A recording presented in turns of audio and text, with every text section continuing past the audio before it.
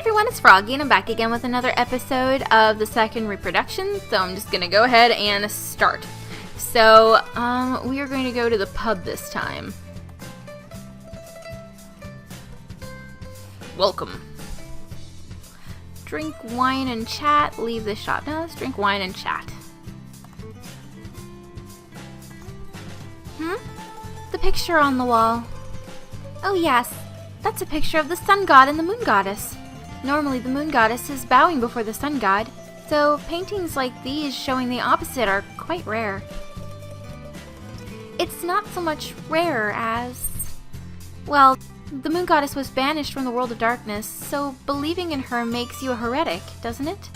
I heard the ancient kingdom of Xeras got punished for it long before Deathrite took its place. Aren't you afraid of the sun god's wrath?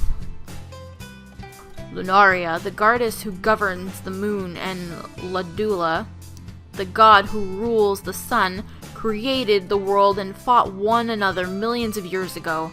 They're both probably far, far away by now, us beings long forgotten. If the moon goddess still remembered us, she'd never just sit there and let her children, the demon race, suffer the way we do now. I'll come again soon. Heh, see you then.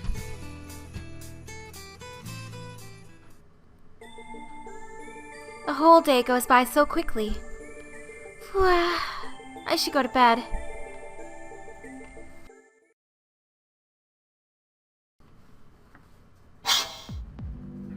Looks like I won.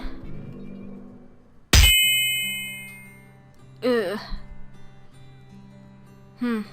You're not bad. Not bad at all.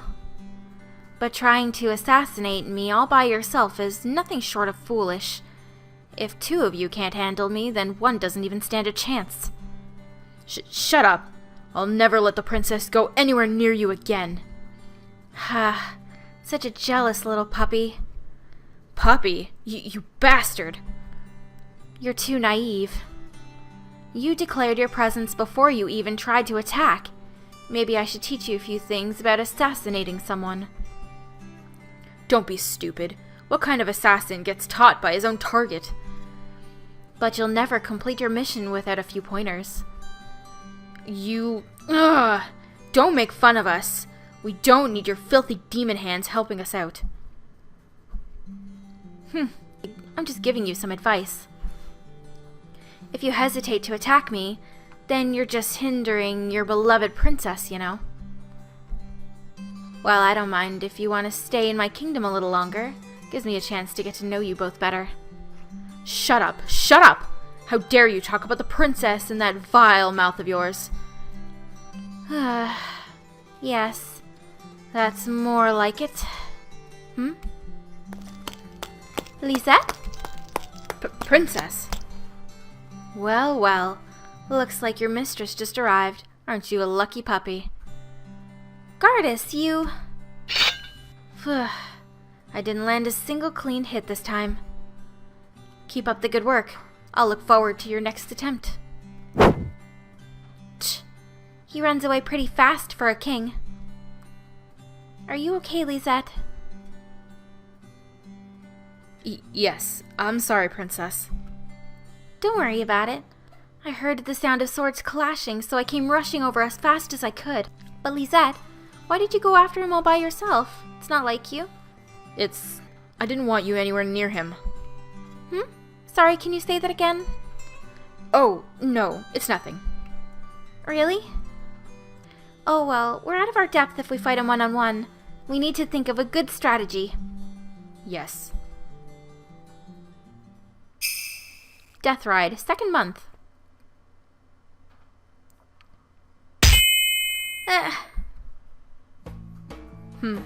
So today's assassination attempt involves an ambush while I do my paperwork. To praise you for your dedication, but this is the 36th time you've failed. Perhaps it's time to give up. Don't underestimate me. Giving up would taint my title as a champion bestowed upon me by the throne. That's right. And this isn't the 36th time, but the 37th. You didn't have to mention that. I slumped my shoulders and sighed, glaring at Lisette.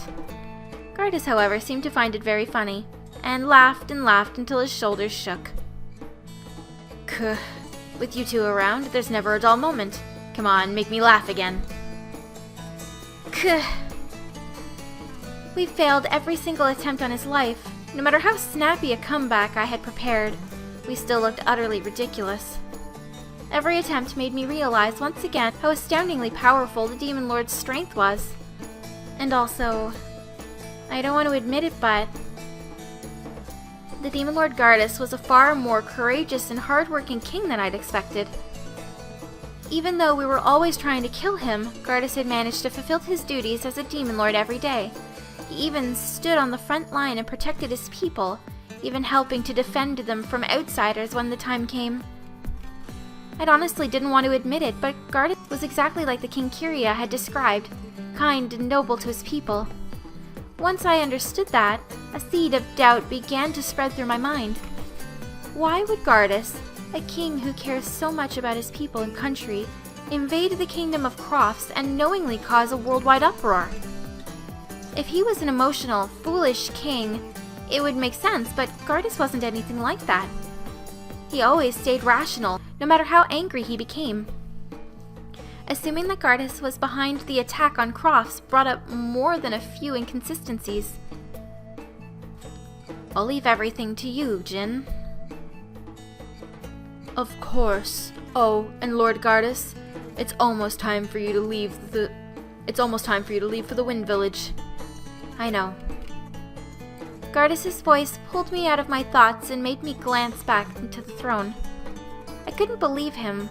He was just sitting there, his legs crossed, and a wad of documents in his hand, right in front of his would-be killers. And Jin wasn't helping either.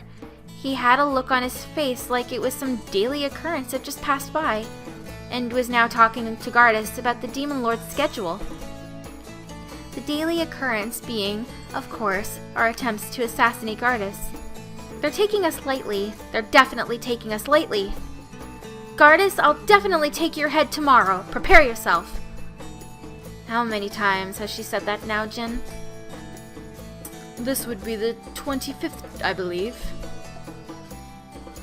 It's the 26th, actually. I told you not to mention that. You're so cute, Lady Christina. What? Cute? I am the 25th champion, the 3rd princess of Almanon, and you call me... See what I mean? She's adorable when she yelps and barks like a puppy, isn't she? Gardas! Get down here! Forget tomorrow, I'm cutting your head off right now! Take that back or you're gonna get it! Yes, she really is cute. Indeed. Lisette, say something!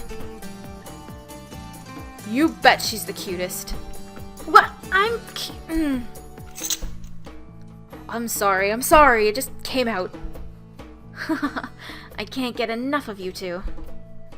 Oh, that's right, you're both coming to the inspection later with me. Huh? It's a good idea, don't you think?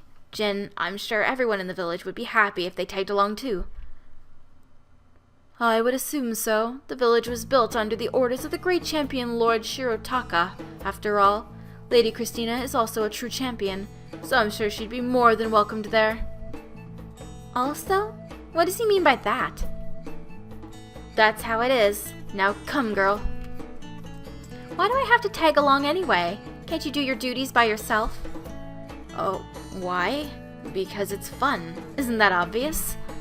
What kind of a reason is that? Are you sure you'd rather stay at home? You know, I could snap the knight's neck without lifting a finger if I really wanted to. Fine. I just have to follow you, right? I'll go.